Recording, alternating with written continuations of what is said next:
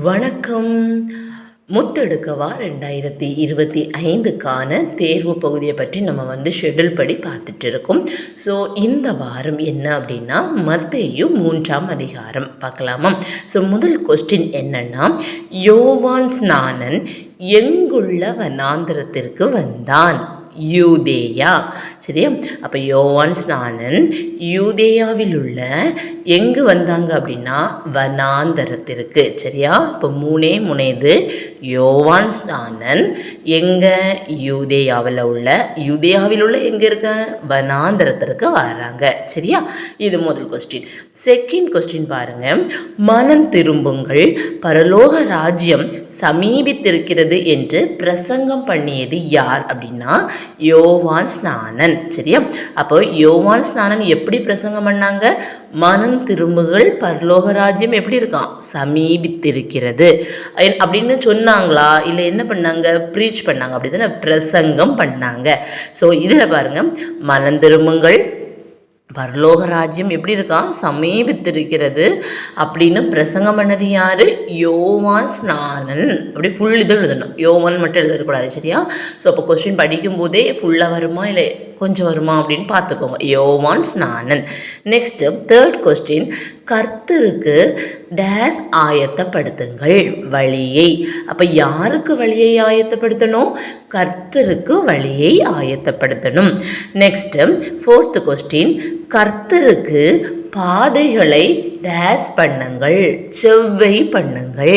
அப்போ கர்த்தருக்கு எதை செவ்வை பண்ணணும்? பாதைகளை செவ்வை பண்ணணும். அப்போ யாருக்கு பாதைகளை செவ்வை பண்ணணும்? கர்த்தருக்கு. ஐந்தாவது கொஸ்டின், வனாந்தரத்திலே கூப்பிடுகிறவனுடைய சத்தம் உண்டென்று டேஸ் தீர்க்கதரிசினால் சொல்லப்பட்டவன். ஏசாயா தீர்க்கதரிசினால். எப்படி? வனாந்தரத்திலே கூப்பிடுகிறவனுடைய டேஸ் உண்டென்று, சத்தம் உண்டென்று. எந்த தீர்க்கதரிசி? ஏசாயா தீர்க்கதரிசி. ஏசாயா தீர்க்கதரிசினால சொல்லப்பட்டது யாரு? யோவான் ஸ்நானன். நம்ம பார்க்கலாமா? ஏசாயா 40வது அதிகாரம் 3வது வசனம். கர்த்தருக்கு வழியை ஆயத்தப்படுத்துங்கள், அவாந்திர வெளியிலே நம்முடைய தேவனுக்கு பாதையை செவ்வை பண்ணுங்கள் என்றும் அப்படின்னு வருது இல்லையா? ஸோ அப்போது இந்த ஏசாயா தீர்க்கதரிசினால் அந்த கொடுத்தனால இது ஏசாயா 43ன்னு இருக்கு. ஆனால் இதை ஒரு தீர்க்கதரிசி இன்னொரு தீர்க்கதரிசின்னு சொல்லியிருப்பாங்க. சரியா? அது எந்த தீர்க்கதரிசின்னு நம்ம பார்க்கலாமா? எடுத்துக்கோங்க. மல்கியா 3ஆம் அதிகாரம் 1 வசனம். இதோ நான் என் தூதனை அனுப்புகிறேன், அவன் எனக்கு முன்பாக போய் வழியை ஆயத்தம் பண்ணுவான். அப்பொழுது நீங்கள் தேடுகிற ஆண்டவரும் நீங்கள் விரும்புகிற உடன்படிக்கையின் தூதனுமானவர் தம்முடைய ஆலயத்துக்கு தீவிரமாய் வருவார். இதோ வருகிறார் என்று சேனைகளின் கர்த்தர் சொல்லுகிறார். பார்த்தீங்களா? இந்த வசனத்தின்படி தான் என்னது முன் குறித்தது. அதாவது அந்த பாதைகளை செவ்வை பண்ணது யாருன்னா யோவான் ஸ்நானன். கர்த்தர் வருகிறார்னு சொன்ன மாதிரி வந்தது யாரு? இயேசு கிறிஸ்து. சரியா? ஸோ அப்போது ஏசாயா தீர்க்கதரிசி மட்டும் இல்லை, மல்கியா தீர்க்கதரிசின்னு சொல்லியிருப்பாங்க. நெக்ஸ்ட் 6வது கொஸ்டின் பார்க்கலாமா? யோவான் எந்த உடையை தரித்திருந்தாங்க? ஒட்டக மயில் உடையை தரித்து தன்னுடைய அறையில், எங்க அறையில் எதை கட்டி கொண்டிருந்தாங்க? வார்க்கச்சையை கட்டி கொண்டிருந்தாங்க. சரியா? யோவான் ஒட்டக மயில் உடையை தரித்து தன்னுடைய அறையில் வார்க்கச்சையை கட்டி கொண்டிருந்தான். பாருங்க, இதுல யோவான் ஸ்நானன்னு வரல, யோவான். சரியா? அப்போ யார் ஒட்டக மயில் உடையை தரித்தாங்கன்னு கேட்டாலோ இல்லது தன்னுடைய அறையில் வார்க்கச்சையை கட்டி கொண்டிருந்தவன் யாருன்னு கேட்டாலோ யார் வரும்? யோவான் தான் வரும். சரியா?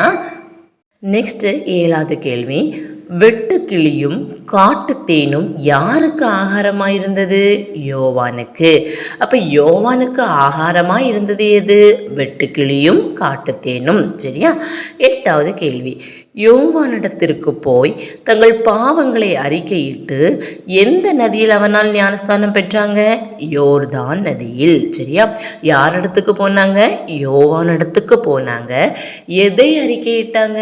பாவங்களை அறிக்கையிட்டாங்க. எந்த நதியில்? யோர்தான் நதியில். என்ன பெற்றாங்க? ஞானஸ்தானம் பெற்றாங்க. சரி, அப்படி ஞானஸ்தானம் பெற்றவர்கள் யார் அப்படின்னு சொன்னால் எருசலேம் நகரத்தார், யூதேயா தேசத்தார் அனைவரும், யோர்தானுக்கு அடுத்த சுற்றுப்புறத்தார் யாவரும். அப்போ ஞானஸ்தானம் பெற்றவர்கள் நீ கொடுத்துட்டு என்னது டேஸ் நகரத்தார்னு கேட்டாங்கன்னா, கொஸ்டின் கேட்டாங்கன்னா எருசலேம் நகரத்தார்.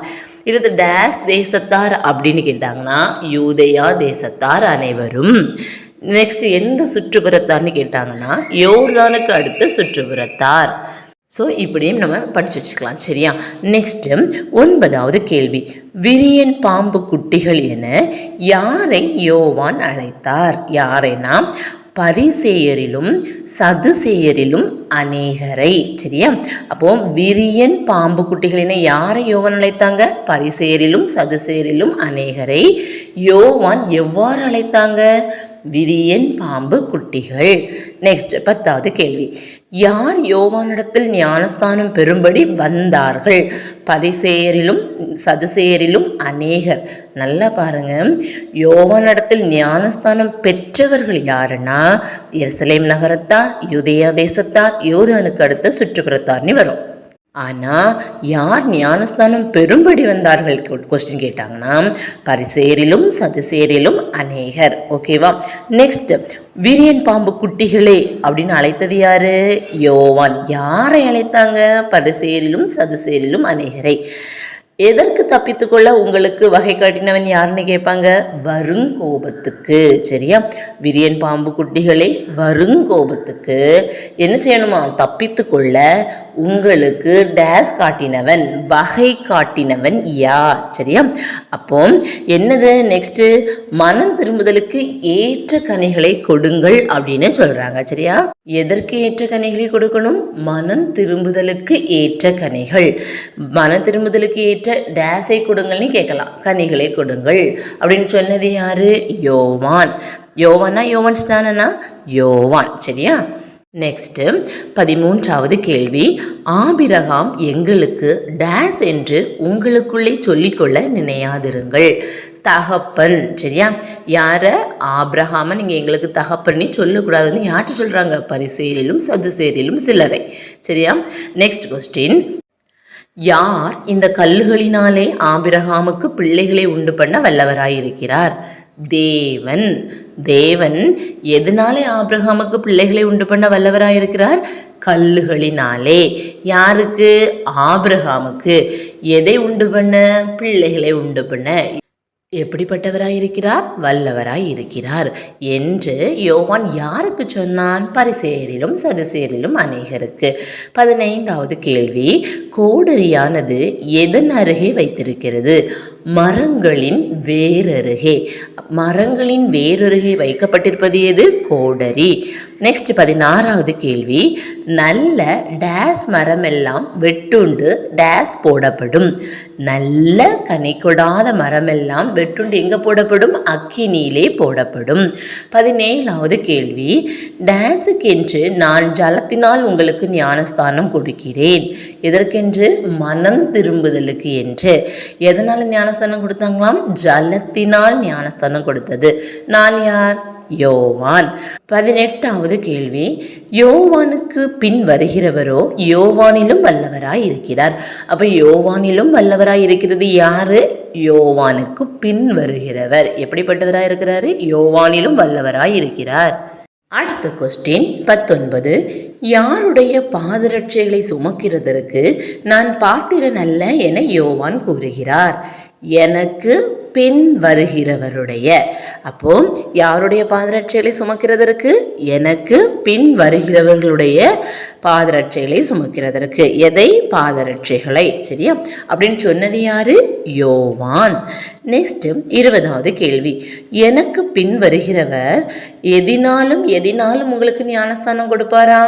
பரிசுத்த ஆவியினாலும் அக்கினியினாலும் ஞானஸ்தானம் கொடுப்பார்.